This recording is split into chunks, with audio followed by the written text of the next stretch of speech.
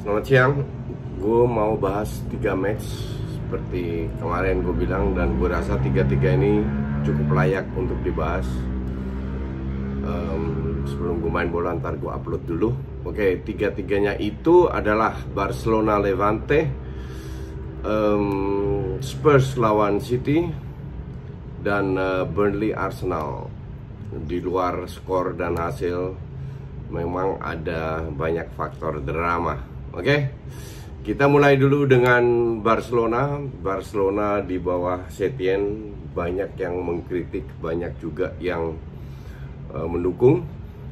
Dan gue sih sangat mendukung kehadiran Setien. Ini kalau nggak salah match kelima. Kemarin mereka menang 5-0 dan sekarang mereka menang 2-1. Di luar skor ya, kembali lagi di luar skor.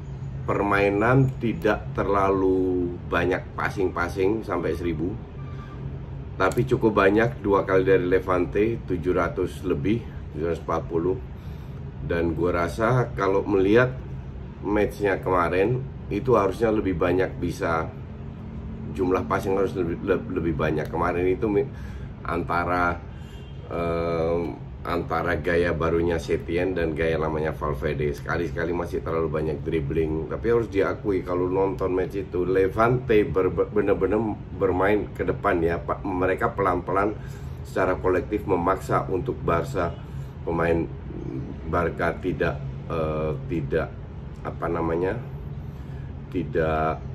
bisa semena-mena melakukan membangun serangan. Jadi pada saat bola ke belakang, mereka secara kolektif juga maju ke belakang. Nah, di sisi lain ada beberapa ruang di belakang yang kurang dimanfaatkan oleh Barcelona. Tapi harus diakui di babak pertama main jauh lebih bagus. Frenkie de Jong lebih nyaman dengan perannya yang lebih ke depan, tapi juga sekali-sekali main ke belakang.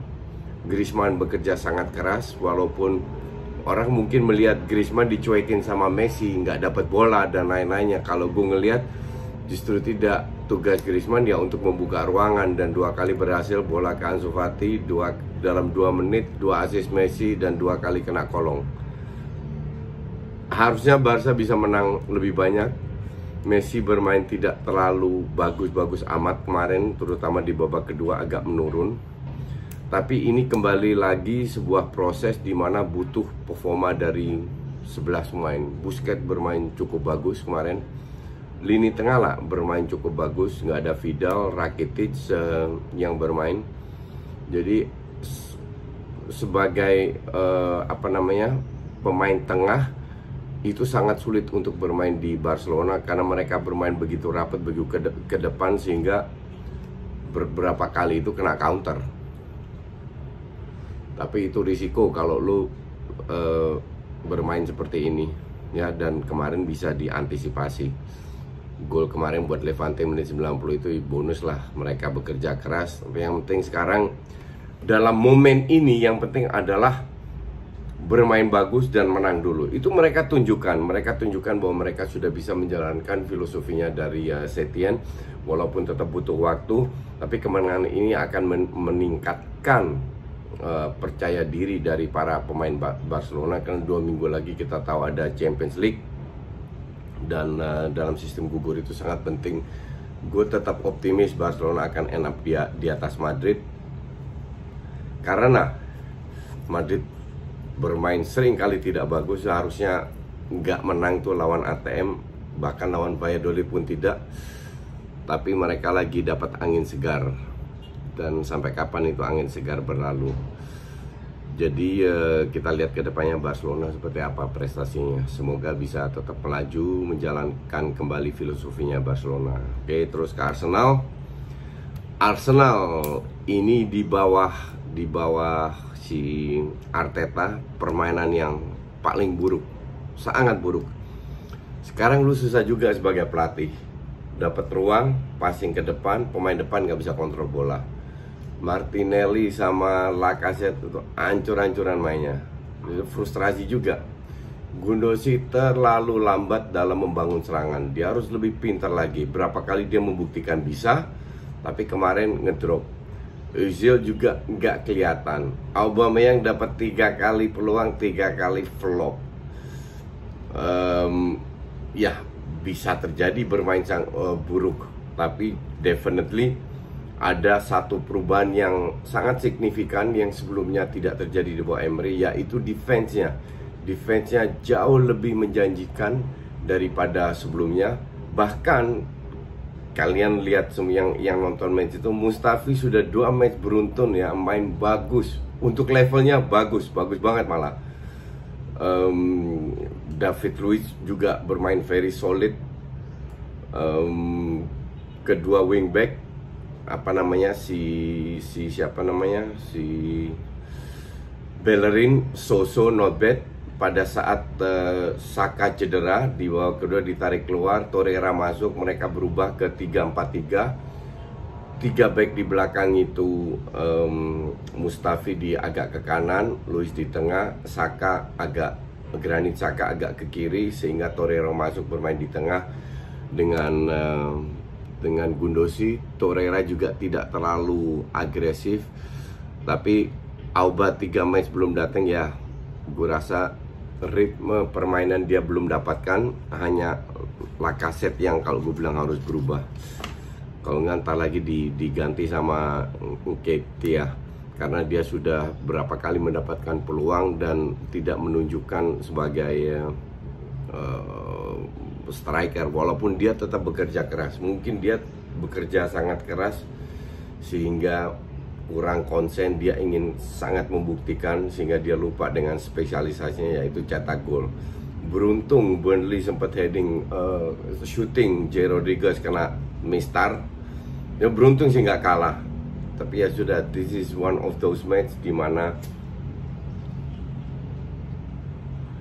permainan sangat buruk, tapi next matchnya akan jauh lebih simple. Bahkan di European League ketemu Olympiakos. Jadi kita lihat ke depan gimana, apakah pemain bisa sadar untuk merubah yang harus dirubah. Karena kalau enggak, gue sarankan Arteta untuk lebih memainkan pemain muda kayak waktu lawan Bournemouth ya, bermain jauh lebih bagus dengan pemain-pemain muda. Oke, terus match ketiga, Spurs dan City. Spurs dan City ya, gue bilang hasilnya itu sama sekali tidak mencerminkan berjalannya pertandingan. Karena sebenarnya City nggak main jelek. Cuman the problem dengan City musim ini adalah nyaris tidak ada pemain yang bisa cetak gol selain Aguero. Terlalu tergantung oleh Aguero. Kalau tahun lalu masih ada Sane, Sterling, Sane cedera panjang, Sterling ancur-ancuran mainnya. Dan ini udah kesekian kalinya.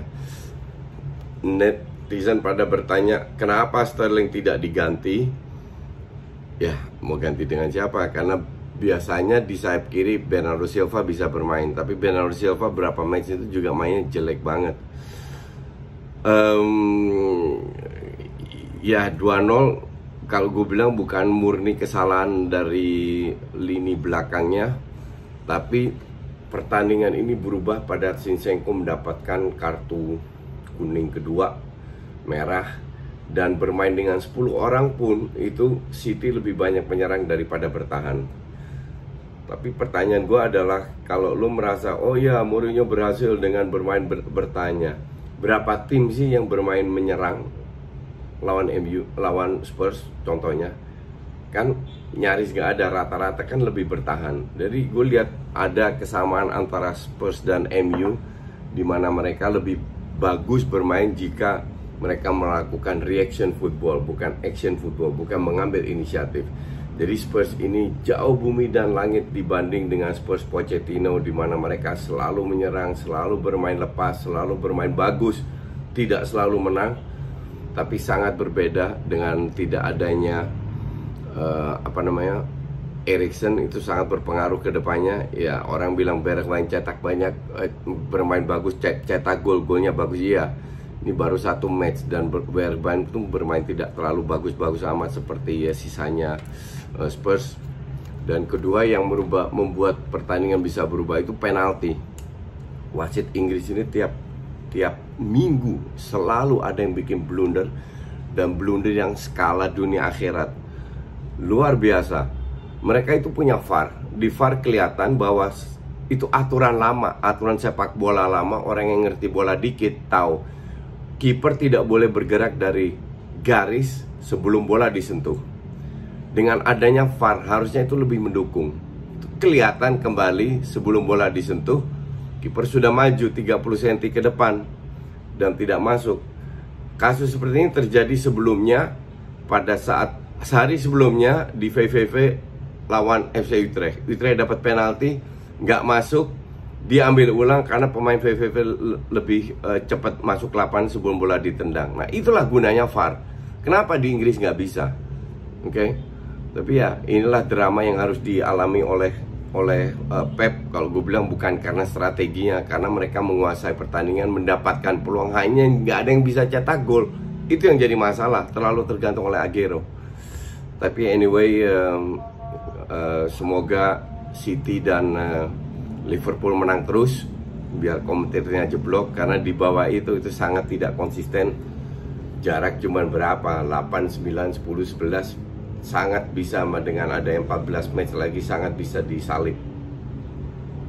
Jadi ini masih menjadi match yang sangat seru. Oke, itu aja dulu. Ya, kita lihat next matchnya seperti apa, baru kita bahas. Thank you.